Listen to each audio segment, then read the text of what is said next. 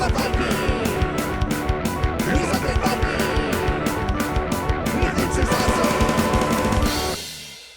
everybody, these are cards to Superpower Smash Masters, a super-powered superhero card game in which two players battle it out and they create a superhero team, like these red cards, those are superheroes. You're going to make a superhero team, and I guess they could be supervillains, it never really says, but I always like the idea of like superheroes like when they run into each other and they don't really know, who's that guy in a cape, you know, he could be a good guy, could be a bad guy kind of thing, so they fight, and those are some of the best comic books ever. And I might say I am a giant comic book nerd. I have thousands of comic books and I have hundreds of graphic novels. And, you know, like I've said before, when I'm gone, my great-grandkids are going to, well, if they don't throw them all away, my great-grandkids are going to have so much awesome stuff to mess with and play with. I envy them, weirdly, even though I own the stuff already. But anyway, this game is very quick, it's very funny, and if you are a comic book fan, I think you're going to love it. But let me show you how the game is played, and we'll come back here and we'll talk a little bit more about Super-Powered Smash Masters! Alright, here we go. Superpowered Smash Masters. Now I'm just going to show you how to play the game. Now you might notice that there's like this string of cards that are down here. These are the different types of cards that are going to be in your deck that like would be located in this deck right over there that you're going to be playing with. I just separate these out just so I can kind of show you what each of the different options are when you're playing. Now each person is going to have a stack of 9 heroes, and they're going to take 3 heroes and they shuffle that up, and they're going to take 3 heroes and they're going to put those out in front of them. Now these are the heroes that they're going to do battle with to begin with, but your heroes are going to get knocked out and taken out of the battle, and then you're just going to draw and replace them. At any time you lose a hero, you immediately replace a hero. You don't wait until your turn or anything like that.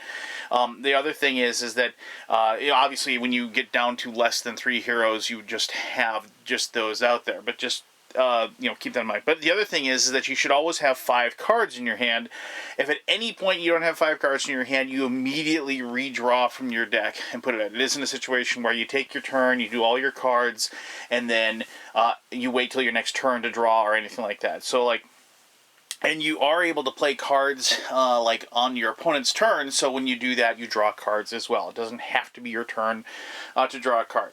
So the whole basic premise of the game is you're trying to take out the opponent's team. You're trying to knock out all of their superheroes so you can win the battle. And each of these heroes has like a clever little name and has a type and has a special power.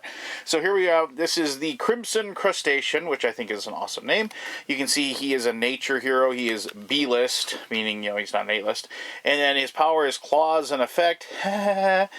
Crimson Crustacean lurks in the dark water, avoiding the effects of story cards. Now, story cards are an all-encompassing kind of event card, and I'll show you some of those in just a little bit, just to give you an idea what that is. So here we have this purple hero, the Rage Ranger. They are a mutant. If a friendly hero is defeated, Rage Ranger becomes enraged, and you turn the card around. So then you, like that. Their next smash attack can't be countered after the attack. Turn the card around again, like that. So, pretty straightforward. Now, if any time you are stunned, that usually happens after a smash effect, and some other things can happen, you just turn your card like that. Stunning means that, basically you've taken a hit. There's no hit points or anything in this game. You just turn the card on its side.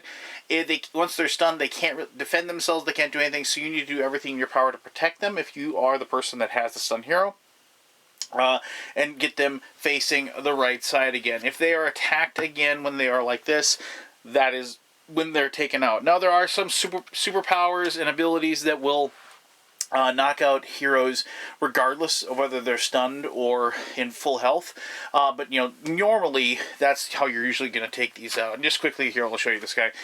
Elbow, get it?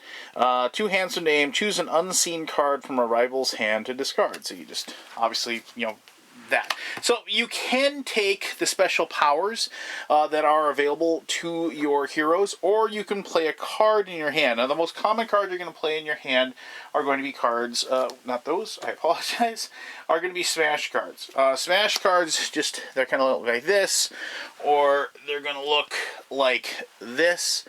And smash cards are just your basic attack. You're going to pick a hero. that's going to attack. Say, like, I want the Ghost Pirate to attack.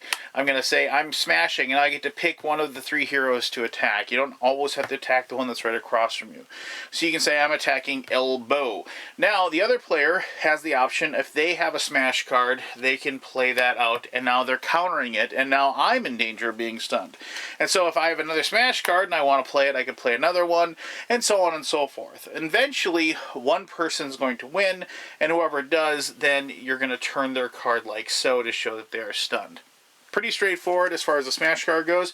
If you have them in your hand, obviously you have to decide whether or not you want to actually protect and save your hero in question. Now, a lot of times you'll have, like, story cards or abilities or powers that are going to get them unstunned, or maybe you just, think that there's a better hero located in your stack, and you don't really care if Elbow gets taken out. So, there's other things, but more often than not, it's just you're going to run out of your smash cards, and you're just not going to be able to protect what's going on. Now, there are some other cards that are available. There's super cards, which I'll talk about just a little bit, but I talked about the story cards, and these are just basically events. And so, like, here you have Crack-a-Thoom, random explosions. All teams are caught in the blast. Each hero must play a smash card or be stunned.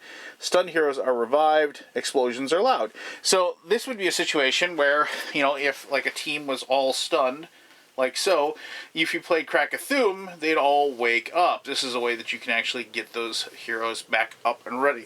And obviously, the special ability of, like, being able to stun your opponents, unless they play smash cards for the heroes that they have, will be knocked out as well. There's tons of these story cards. As you can see, I took all of them out of the deck, so there's lots of different effects that you have. And usually, these things, this is a very humorous game, and it does play off of the superhero tropes, if you will.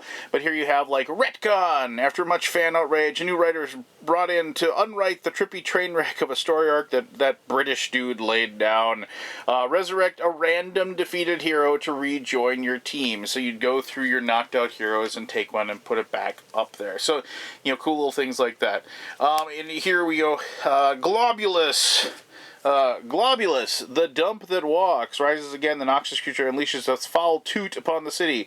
All active heroes must counter the flesh at one or be stunned. All stunned heroes wake up.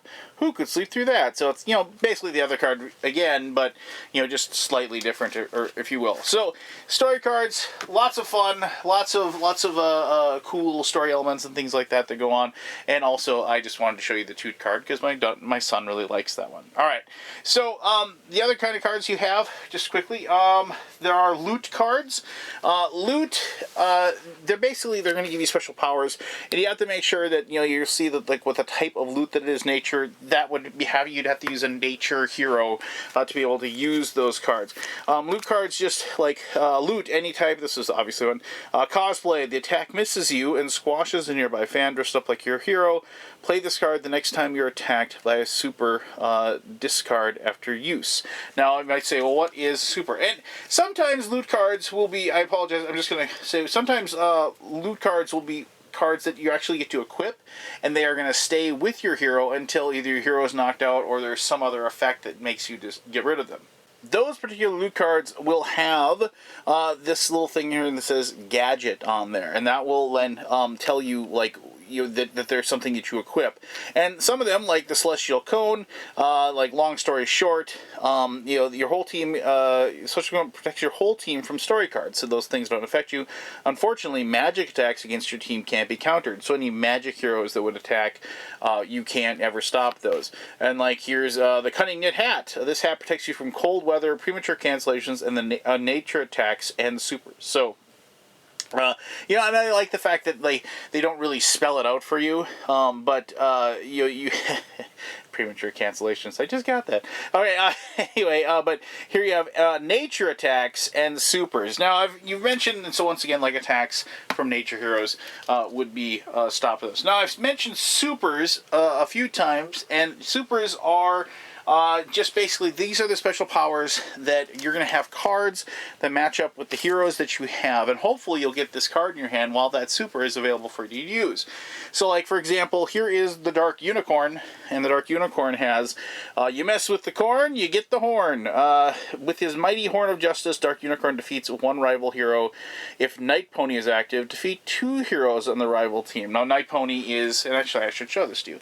So, his special power, as the Dark Unicorn, I wonder who they're making fun of, he summons his loyal sidekick, Night Pony. And so if you look in the deck, and I have, here we go, and here is, Night Pony, like, obviously, like a play on the Batman and Robin, if it isn't too much on the nose for you right there. So, like, obviously, like a superpower, that's pretty big. You're able to just take out opponents, if you will. Here's like another power. Let me see. I think I have Ghost Pirate out there. Let me see. Let me find Ghost Pirates. So, like, here's Ghost Pirate's power.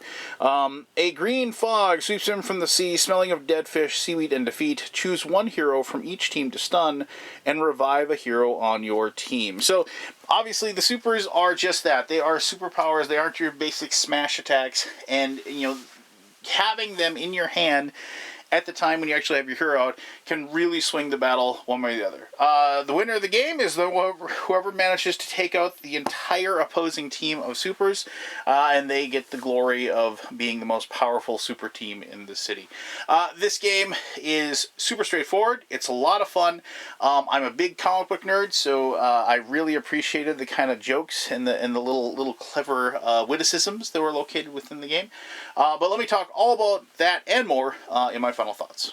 Alright, thank you very much for taking the time to learn how to play Super Powered Smash Masters. As I said, the game is very quick to evolve and very quick to play. It isn't a game that, yes, I mean, there is some deck building that goes on. You're going to be going through the deck and, like, trying to make sure that you have a certain number of Smash cards, that you have super cards for each of your heroes, and you're going to make sure that you have loot that matches up with the different types of heroes you have that work really well with some of the synergies.